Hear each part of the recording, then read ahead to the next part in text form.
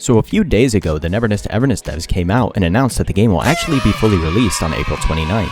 This is quite a bit earlier than most of us were expecting after that initial May 15th timeframe that had been shown on the App Store for quite some time.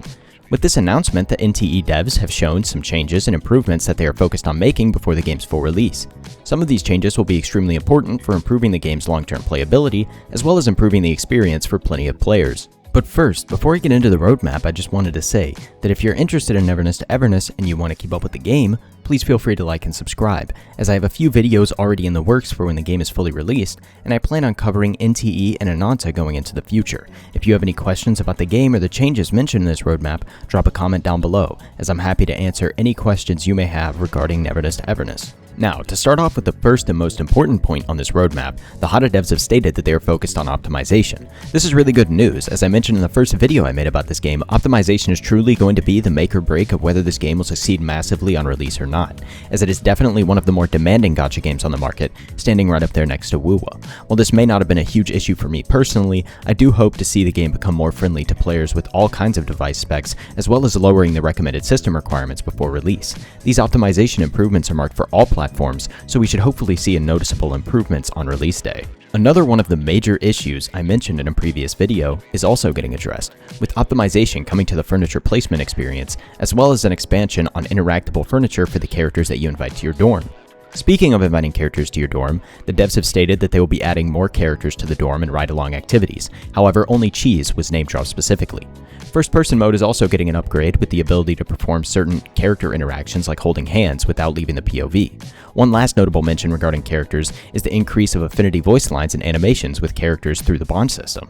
The plethora of Hethereau hobbies is also getting a massive overhaul, with huge improvements to the system and many of the different activities you can perform.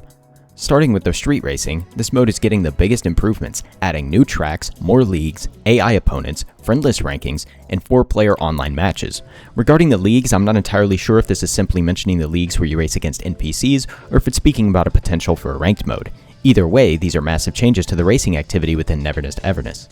On a side note, I think that opening up online racing to 4 players creates a great opportunity for content, especially with all of the other changes to some of the major hobbies. I could see creators being able to create tournaments where players compete across racing, mahjong, tetrominoes, and the heist mode to see who gets the highest average score across all hobbies. I think that would be a super cool thing to see in the future from content creators on Neverness to Everness. Speaking of mahjong and tetrominoes, both are getting single-player modes, and the mahjong mode in particular is also adding the ability to play against AI and use emotes while you play a game. Additionally, the Ping Paw's heist mode is also getting some huge changes, with the ability to play multiplayer heists and the improvement of heist rewards and progression flow throughout the bank floors for a better experience. And don't worry guys, driving wasn't left out of the changes either, with the devs announcing more vehicles on release, as well as changes being made to improve the camera movement while driving. The devs also mentioned making improvements to the feel and control of vehicles on all different input methods as well. While I personally liked and had no issues with the driving in the beta, I know that many people did not find it to be responsive at times, so I'm looking forward to seeing how these vehicle changes shape up. Anomaly and high-risk commissions are also getting big changes too, with the Nightmare Bound getting new areas and endings, and more bosses are being added to the high-risk commissions. These bosses are named Swallowtail and Nestbound Bird. Prison is also getting some big changes, with the addition of more escape routes, prison jobs, and obtainable rewards. This will hopefully give me even more of an incentive to start stealing from all the stores. One other thing I'm really happy to hear about is that new story episodes are also coming on full release, one of which is called The Wake of Nightingales and Witches' Actions. At least one new A-class character is coming as well. Her name is Aurelia. I'll throw up a picture of her on the screen because you actually got to meet her in the beta. She's said to be a girl who loves jellyfish and was once part of a band. You meet her in the story quest with Akane, where you're starting a band with Nanalie and Haniel. Personally, I really do like her design, but one thing I do find weird about her is that her name in game was Mitsuki, so I'm quite curious to know why her name is now changed to Aurelia. Truthfully, something I am surprised to see is that Mismo and Ilika were not mentioned as playable characters here, but I'm still holding my fingers crossed that they're saving them for later. A few other important improvements related to characters is more character encounters and side content, the continued improvement on character models, more animation improvement both in and out of combat, as well as better lip syncing for dialogue.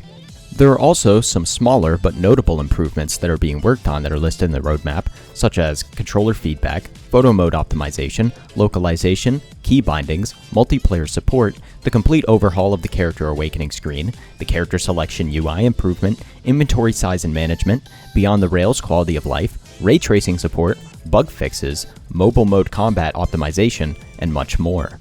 finally, the devs in the roadmap by trolling us a little bit and telling us to keep our eyes peeled for future announcements regarding the game. Overall, I think that this post does a good job at addressing the main issues found within the beta, like poor optimization, the janky furniture system, controller support issues, as well as addressing many quality of life adjustments and making meaningful changes to some of the game's core systems like story, Hethereau, hobbies, and the commission systems. I look forward to seeing how the devs implement all of this stuff, and I'll keep you guys updated on any future news that comes out through either a short or long form video depending on the information. That's all for me today, guys. If you made it this far, thanks for watching, and I will see you next time.